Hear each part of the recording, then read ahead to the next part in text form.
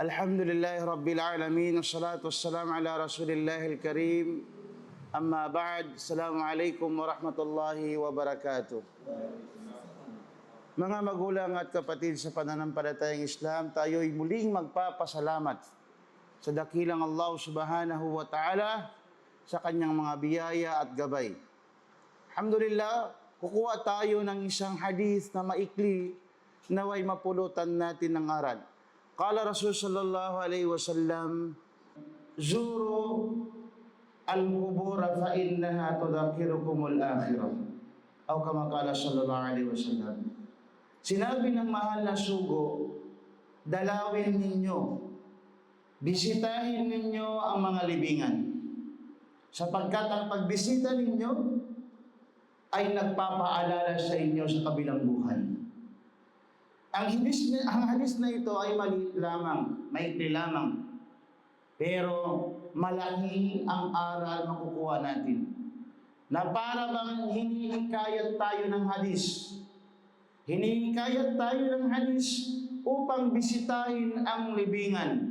Hindi upang magsamba o gagawa ng mga maling ginagawa ng iba. Pupunta doon sa libingan, mag-inom. Hindi. Pupunta tayo sa libingan upang magninay o magmuni-muni at maalala natin ang kabilang buhay. At sa ganun, mapaisip natin na ang buhay dito sa mundo ay pansamantala lamang.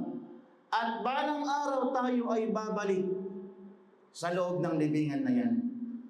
Sa ganitong paraan, yung sarili mo, mapaghandaan mo ang kabilang buhay. At lahat ng ibada mo ay mapabuti mo. Kaya mga sahabat, pag sila ay nagdarasal, ka'annahu akhiru salafid dunya. Para sila ay ito na yung last na sambahayan nila sa mundo na ito. Pinapabuti nila, inalagaan nila ang pagsasala nila. Dahil balang araw, darating ang araw, tayo ay lilipat sa kabilang buhay. Isang kwento ng mayaman, siya ay mayaman, maraming pera, at may isa siyang anak. Nang siya ay malapit na mamatay, sabi niya, o aking anak, dalawa ang aking hiling. Pag ako ay namatay, bago ako balutin ng tela, sabihin mo sa imam, nasusuotan mo ako ng isang medyas na luma, pinakalumang medyas ko, isuot mo sa akin pag ako ay balutan na ng tela. Pangalawa, sabi niya, pag ako ay namatay na libing na, buksan mo yung sulat na ito, ibibilin ko sa iyo. Nang namatay ng isang matanda na yon, sabi ng isang anak niya, Imam, may habilin sa akin ang aking itay na isusuot ko daw yung lumang medyas sa kanyang paa. Isang medyas lang. Sabi ng Imam, hindi pwede.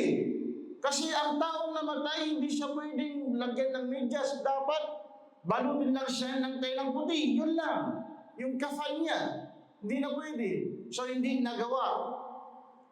Nang binuksan niya ang sulat ng kanyang tatay, sabi ng kanyang tatay, o aking anak, kahit gaano ka kayaman, kahit gaano kadami ang iyong ari-arian, pag namatay ka, ni lumang medyas hindi mo madadala sa libingan.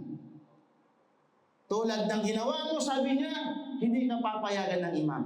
Kaya mga sabi niya, o aking anak, ang lahat ng aking natitirang kayamanan, ipagkaloob mo ito sa kabutihan, sa kagustuhan ng Allah subhanahu wa ta'ala. Tingnan mo mga kapatid sa Islam, ang libingan, walang sino man ang madadala natin kundi ang ating ibadah, ang ating gawain. Mabuti man o masama, ito lang ang madadala natin. Naway pagkaloob ng Allah subhanahu wa ta'ala ang tawfiq at tayo ay lisanin natin ng mundo nito habang tayo ay nasa loob ng hidayah ng Allah subhanahu wa ta'ala. Assalamualaikum warahmatullahi wabarakatuh.